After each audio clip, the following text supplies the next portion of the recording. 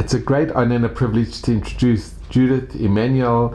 Your maiden name was, your parents were Heinemann. And you were from which town in Germany? Fulda, Fulda.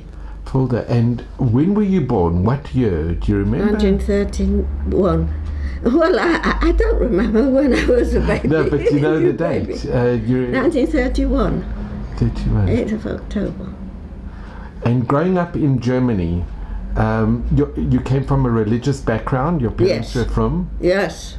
And you went to a Jewish school? Yes. And do you remember the shul? It was a small school. Not very senior, but I mean it was a beginning of education for children. Do I remember shul? Do you remember going to the community? To shul, well, it was too far for us to walk on Shabbos morning. Mummy occasionally, we didn't see it much because after all it was burnt down. That was in Kristallnacht? In Kristallnacht, yes. And do you remember when Hitler came to power? I know you were very small, but do you remember the Germans, the Nazis coming into your town? No, not in the beginning. I mean, they were everywhere. You know, everybody had to be a Nazi or pretend to be, even if they weren't. I mean, my father had some very good, a very good friend who was a lawyer, and then also the chemist. I'm getting mixed up.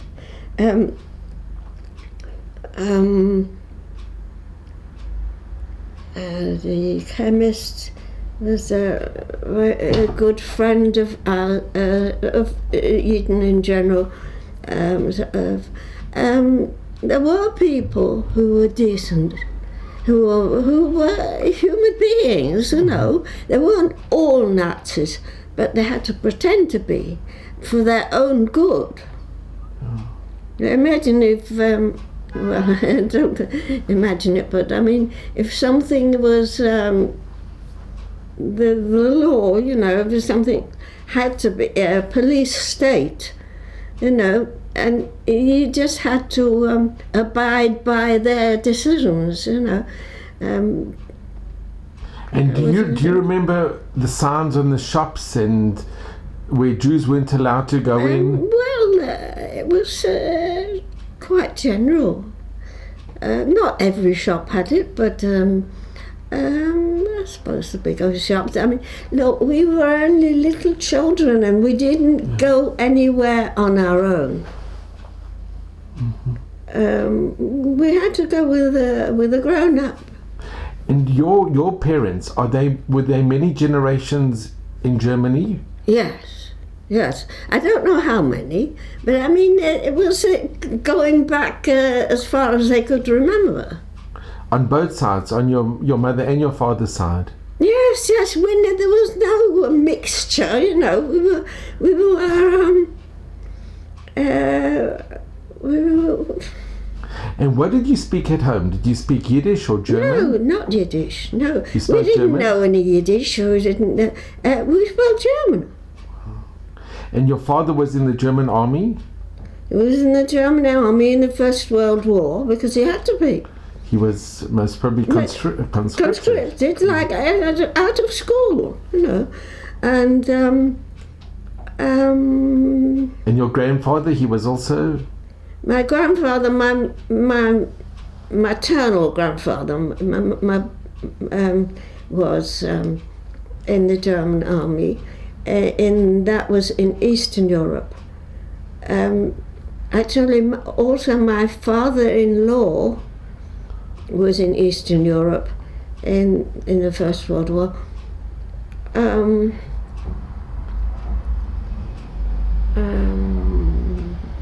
And can I ask, the town that you grew up in? Yeah. Was it a very from Kehilla?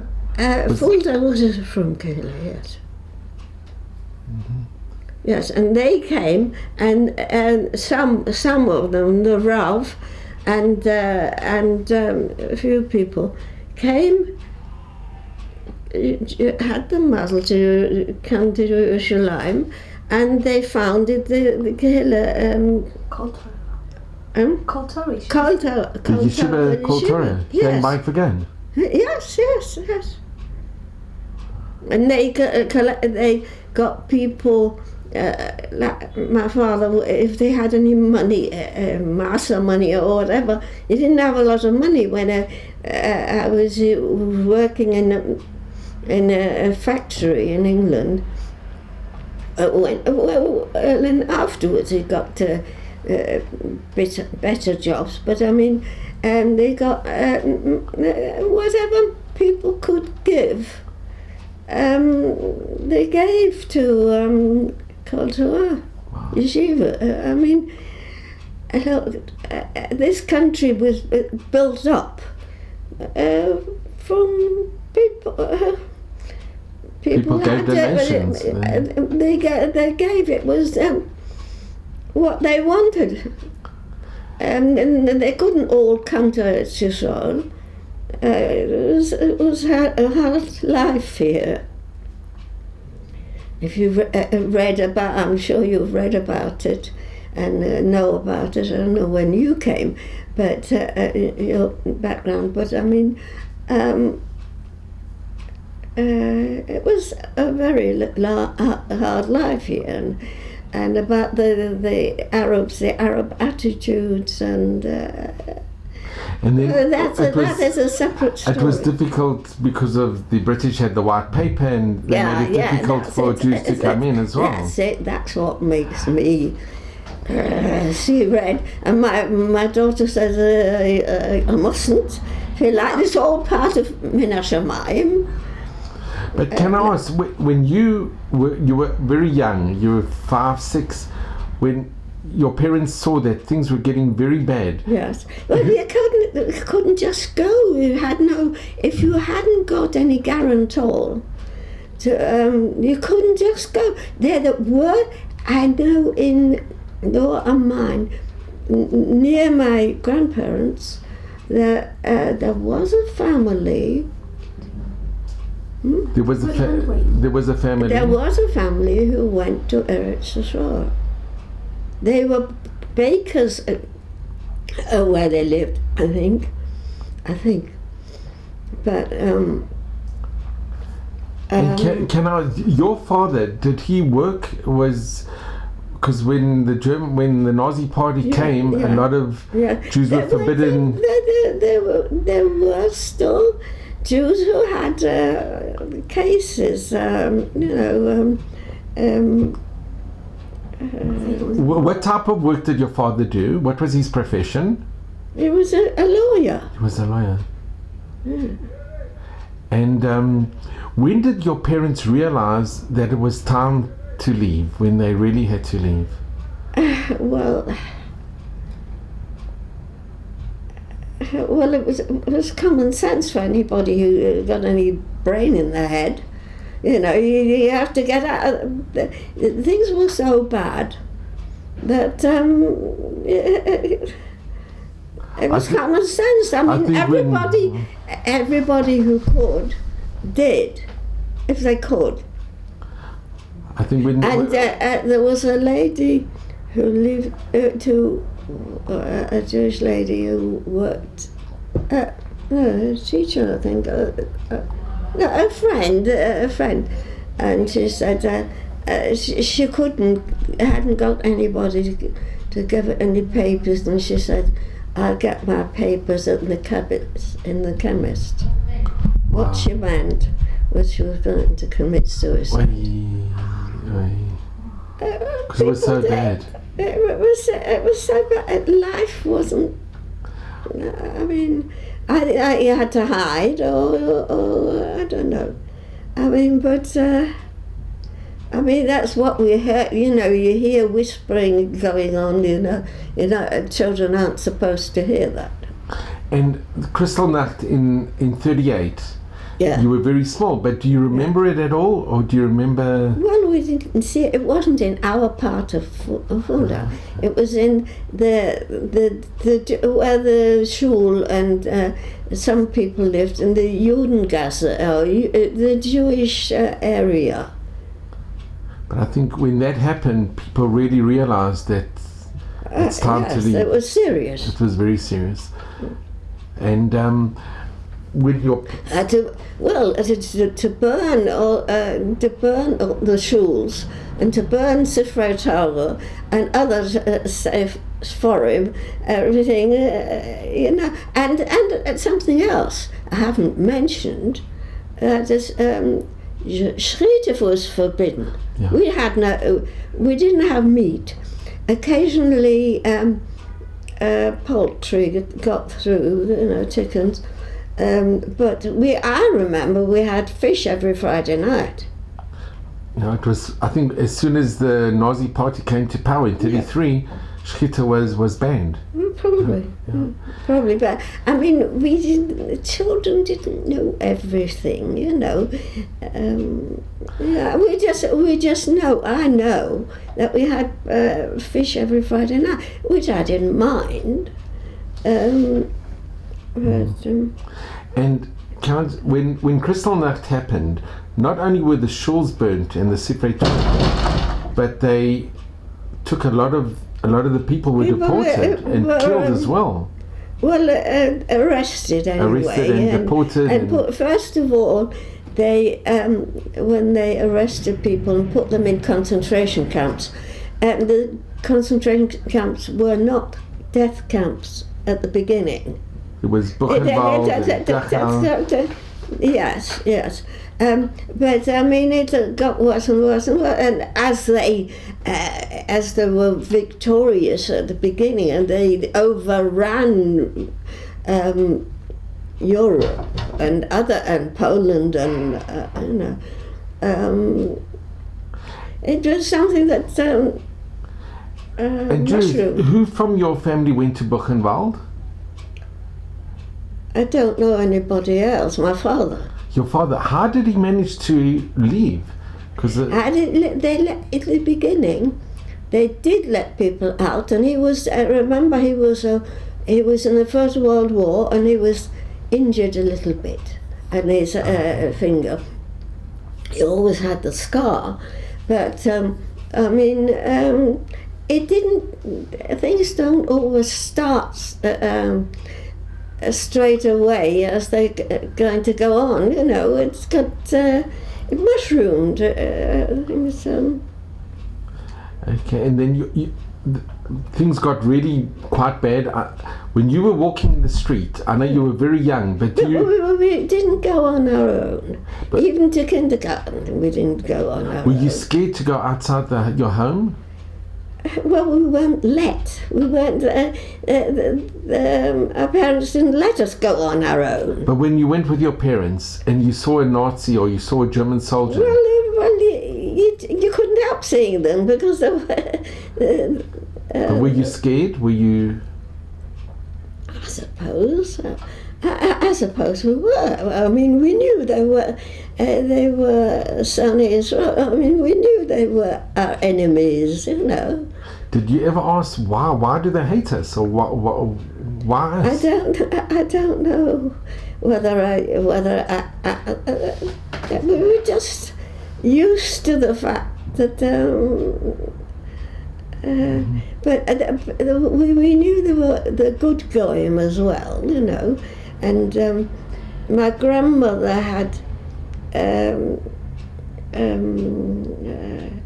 woman who did housework and things like that for her.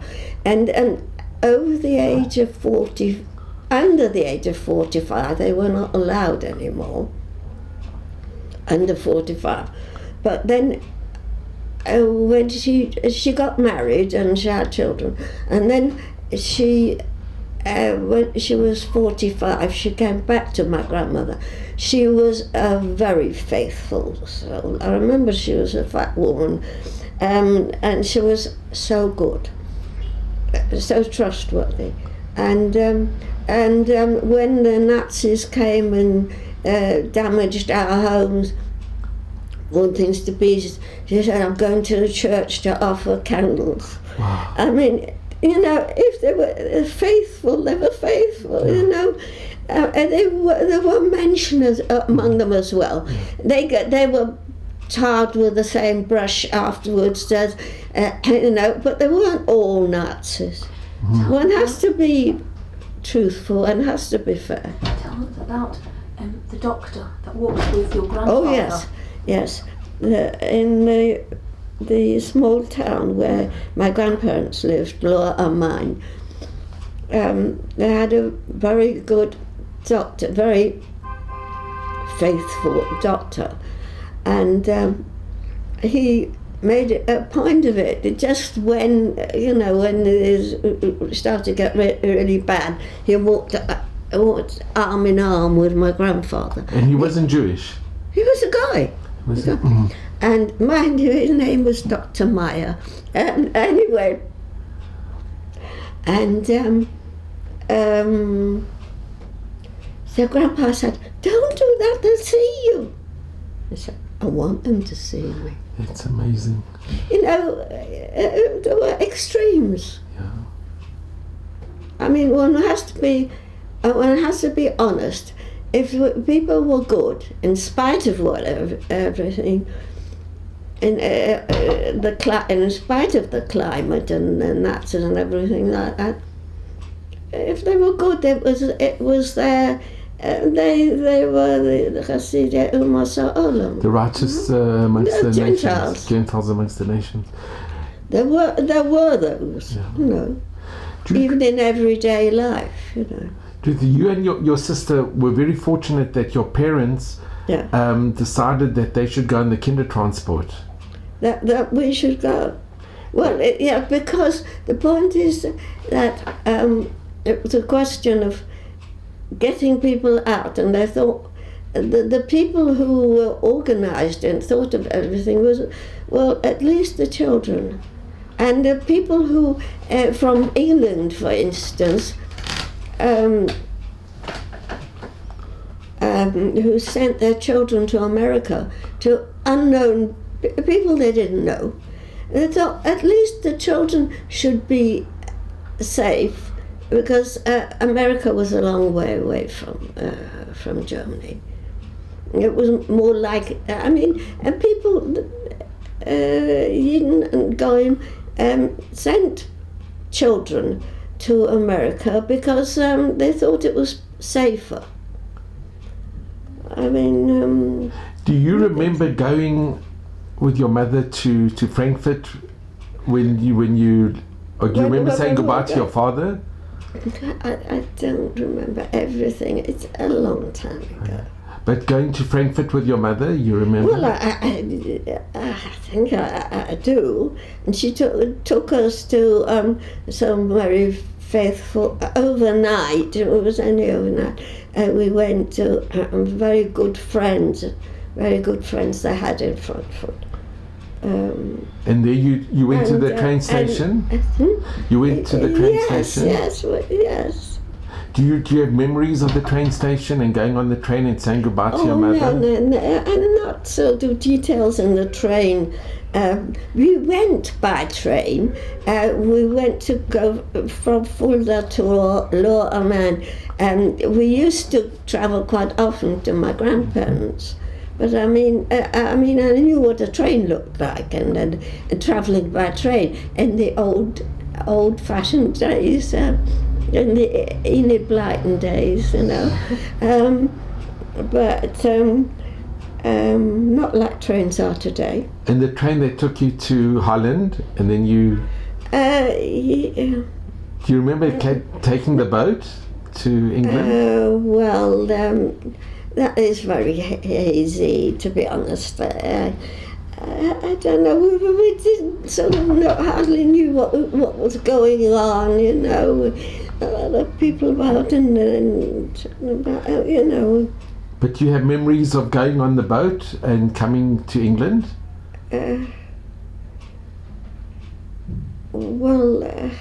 Rather hazy.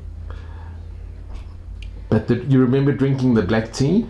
I remember the tea, yes, because they never had that sort of tea before. Is this when you arrived in England?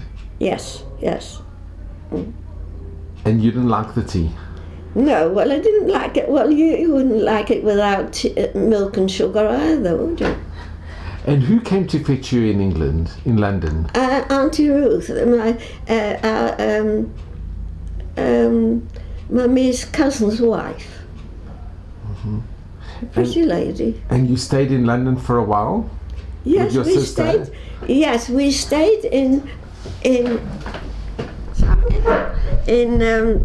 we stayed in Hampstead Garden suburb. They lived in Hampstead Garden suburb, a part of London, and then they went to Oxfordshire before the beginning of the war because they were afraid, like a lot of people, that the Germans would come over with bombs, and they didn't. But for safety, they went to Oxfordshire, as I've told you. Mm-hmm. Mm. And when did your parents arrive in England? Well, they didn't arrive together, as I told you. My father flew from Frankfurt to London 2 days before we went. So it was about 5th of June 1939. And then we went on the next day and arrived on the day after, because we spent the night travelling. And your mother, when did she come? Well, my mother with her parents came about the 28th of August, I told you. Wow, that's just that before... That was just before. They must have been one of the very last train. They're one of the I believe there's supposed to be another train out, because it really was, the end, sort of, before the war. And Judith, can I just ask, when you were reunited with your parents, I know you were very young, you were only about 6 at this time. Well, I was 7, nearly 8. Do you remember seeing your parents again? I don't know exactly. I don't know when it was, what time of day, or somebody must have taken us to Leicester, because we couldn't have gone on our own, and we didn't know any English. We were complete strangers. So they were too. Mummy learned a bit of English in school, I think. Daddy didn't. He learned Latin and Greek, but it wasn't of much use to him. We had to learn.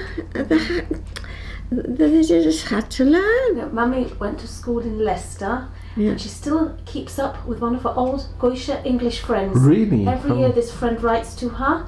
And Mummy, she either writes back or phones, but has to phone back to her. Well, I'd started phoning when the post was getting a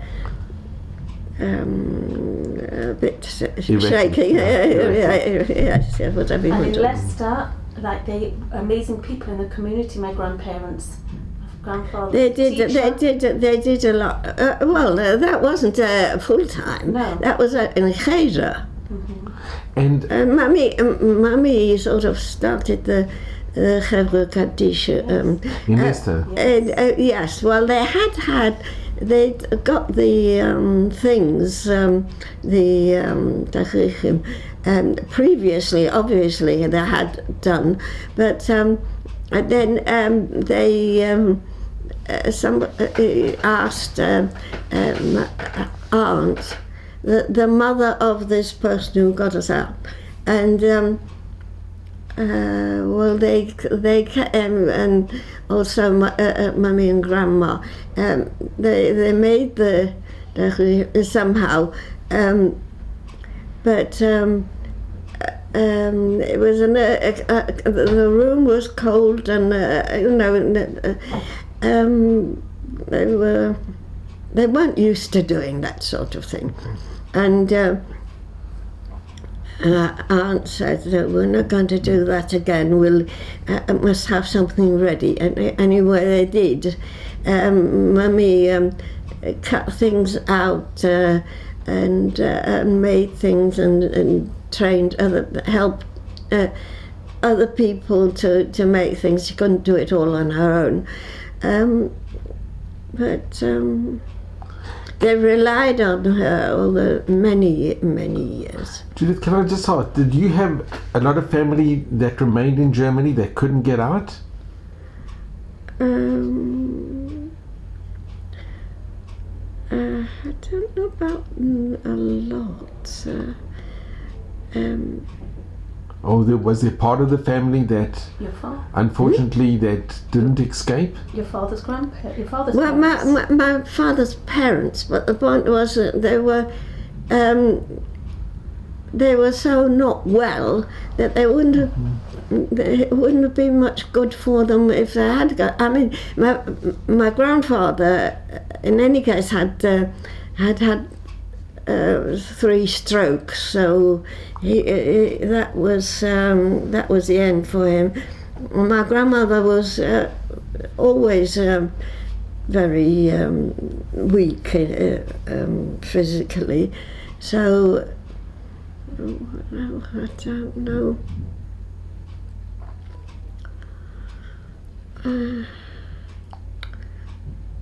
Family. We weren't a very big family. Well, my mother was an only child, and my father had one brother who lived in Berlin, a long way from us. We never saw just before the end of my cousin came overnight to us. He was a bit older than me. Do you know what happened to your uncle? Yes, what happened was very interesting. My father was in Frankfurt or somewhere, and he saw an announcement about somewhere in South America being willing to take Jews, and I think there was Uruguay. Uruguay was willing to take. Well, it wasn't. They went to Chile. To Chile? No, not Chile. Buenos Aires. In Argentina? That's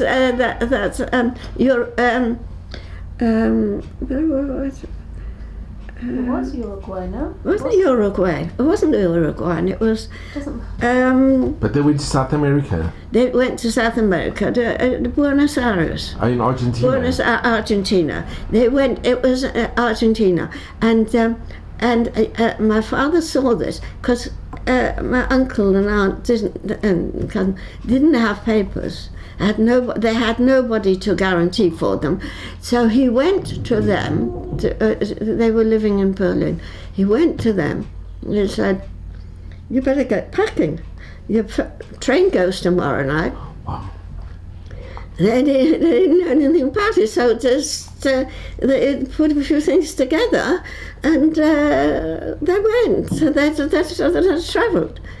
And we used to get post from them occasionally, you know. And then afterwards, her granddaughter, wasn't it? Gabby was her granddaughter. Daughter, no? Manfred. No, Manfred. No, they had one son. My uncle and aunt had one son. And then he got married in South America to a girl. There was also an immigrant, you know, her parents were immigrants. Say their names. Do you remember their names? Manfred. Manfred Heinemann, yeah. And Renata was Goldsmith. No, I've forgotten at the moment. I can't think now. It doesn't make any difference, really. And he married this nice girl. And my father went to South America on his own. Well, it's a good job he went then, because my uncle was after a year later or something like that. This was after the war? Oh, yes. And then this my cousin had, who married married in South America, they had three children, a girl and two boys. And the girl, he was very fond, my cousin, and he was very friendly with the Rav of the Kahila. And his daughter went to Gateshead Seminary, and so Gabby wanted to go to Gateshead as well. And somehow they managed, I think, Renata's had two brothers who worked and had a bit of money, and so they sent the boys to yeshiva also afterwards. But anyway, they sent Gabby, they provided the money for Gabby, I think, because my cousin didn't have it. They sent her to Gateshead Seminary, and she came to us in the holidays. She was a 16-year-old girl and very homesick, and she came to us in Manchester in the holidays, and then she also came to my mother in Leicester. So your uncle that left Berlin, did he leave? It was also just before the war? Yes. Also before the war, but I mean, they were desperate. They had no idea where they're going to go. Nobody to go to, and my father saw this notice, this poster, and he said, they've got, So it was your father's doing that saved his brother. Yeah. If your father wouldn't have seen that poster, they would have. Yeah, they would have remained confident. It's this Gabby who married Rabbi Zaltzer in South Africa. They're the Rav of South Africa. It's Gabby who married this Yossi Zaltzer. Wow. Yeah. I've got this enormous it's a small world. It's all min hashamayim. Yes, exactly. I think your story is very unique in that your parents, Baruch Hashem, thank God, they joined you in England. There were many Kindertransport. Yes, I know. People who didn't get out, or the children went to America and the parents went somewhere else. I don't know. And you did Knas, your aunt that came to fetch you from the train station when you arrived in England. Yeah. Were you very close with her? You had a very. We didn't know her. But was she very nice to you? Was she very? Well, she was very nice to us. Yes, I mean, she was my mother's cousin's wife. And they accepted you and your sister with open arms, very warmly. They adopted us for the time being. I mean, like people adopted strangers. They took. And can I ask, how did you communicate? Did she know a bit of German or Yiddish? Yes. Not Yiddish wasn't in with us. We didn't know Yiddish. We didn't know anything about Yiddish until we came to England. We spoke German. And your aunt? She came from Frankfurt. Oh, so she also knew a bit of German. Of course she did. She spoke German. And she had to learn English, of course. And slowly you started learning. Did you go to school straight away? No, we didn't. We didn't go to school till we were in Leicester. That was the beginning. It was the beginning of 1940. We went to school. Started to go to school in Leicester. Was it very strange coming to London and being in London compared to back in Germany? Was the houses different, or? Yeah, of course they were, but we didn't sort of look too much. We didn't notice so much. I mean, that wasn't. You see, the children and grown-ups see the world in a different different way. Yeah. I mean, the things that you think about and would notice didn't occur to us. We were children, But did you always know that your parents would be joining you in England? You couldn't know anything. It was the intention, but I mean, we weren't in charge. But I think in your situation as well, that you had your sister with you must have given a lot of comfort and must have made it a bit easier. She was younger than me and she was a real baby. Go like this. And Judith, can I ask, what message can you give to the next generation? Well, that's what I've told you. Okay, again. We've got to keep it. There's only one way it's going to be remembered and acted upon. It's got to be kept. And as far as I know, there are people who want to keep a Holocaust Memorial Day, and they're more Chilonim rather than, because the Haredim say we've got something. A Sorrow Potebes it also includes everything. Well, I don't think it does. It doesn't.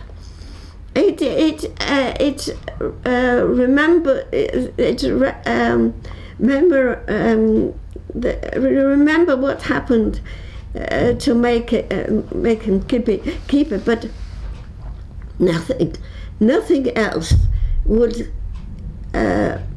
commemorate the Holocaust except keeping it as accurately as possible by the people who went through it. You've got to have accurate memories of what happened exactly, and who were our friends and who were our enemies, and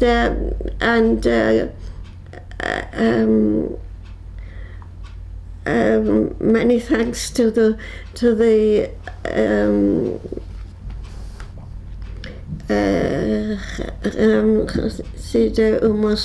the righteous Gentiles who helped us in every way, and there are the most amazing stories. Because they risked their lives. Many times they risked their lives. They did all the time.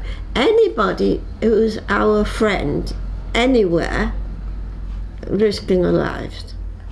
And they should be recognized and thanked, and we've got to face the facts honestly and truthfully, and know who are our friends and who are our enemies. And we've got to be truthful about it. And there's no use saying Mina Shamayim. Well, the point is, we don't know who did right and who did right. If we didn't know, there's so much we don't know, and we still don't know and still don't understand. But we have to try and keep our religion if we want to remain hidden. I mean, and these stupid MKs, I mean, they are so stupid. I mean, at least, of course, they've got to help the army and the forces to keep, it's these people who fought for the country and died for the country, and that's history. Mm-hmm. But we have to recognize it as being the truth. What our enemies and the Arabs, and we've got to face the facts and face it. We've got to recognize the truth.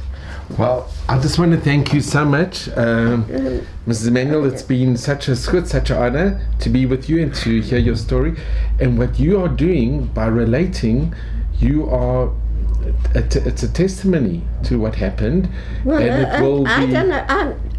I'm happy and I'm glad that we didn't feel the worst. I mean, we came to England and we felt the war as it was in England. But you were in the Kindertransport, which was a big deal. It's a very big deal, and you know it's an amazing thing. And you're part of Jewish history, and your message to remember and not to forget. That we have so we to do. We don't repeat the mistakes of the past. Well, that's it. The point is this: we've got these. We've got all these stories in our history. But we have to learn never. Well, nobody could imagine. Yeah. I mean, whatever they did, the Purim story or whatever, they did. They were calling Almanach and I mean, but they were nothing compared with the Nazis. Yeah. Nobody. No one would have believed. Nobody could imagine. It's a unique, unfortunately. Yeah. But there were Nissim as well, and you are part of the Nissim. Yes. You and your family. Anybody who survived, and anybody who survived and remained also from. It's another nice. Yes. I want to thank you from the bottom of my heart. Just mazel and bracha and all of Hashem's blessings. Thank you. And you should just be gesund and enjoy your family. And it's so nice. That's it. It's so nice that you're here with your beautiful family in Yerushalayim, in Israel. Yeah. And you should just have Well, I decided when we lived in. When I got married, I went to Manchester, and. When my husband finished, he hadn't been well, but the end always comes suddenly, mostly. And I decided, since I had 2 children here, and we were in Shimshon, and my sister and brother-in-law and sisters-in-law. And my in-laws came here when they were. My father-in-law had a stroke, which disabled him a lot. But and they were. My in-laws were buried here. And I thought, well. The place for him, although he hadn't asked for it, I thought this is the place for him. Yerushalayim is the place for him. And that was a nice. How my brother went to England, and they thought he was going to be buried in England. By the time my brother got to England, they said, "No, you're bringing back. There's a place in Har HaZeisim next to my grandparents' cave, or next to his parents' cave, and he's buried in Har HaZeisim in the family plot." Yeah, I didn't know there was. I didn't know what it looked like because I didn't go. Wait a minute, no, they wouldn't let women go to the. So they don't. So I hadn't seen exactly how it was. Well, Baruch Hashem. Well, thank you so much, and it's been such an honor and a privilege to meet you, to have you as a patient, and to hear your incredible story, and it isn't a unique story. And, and you you're have so to positive. You have to do something. You're doing so much. No, I'm not. I'm really not. But one has to justify one's survival. Yeah. Thank you so much.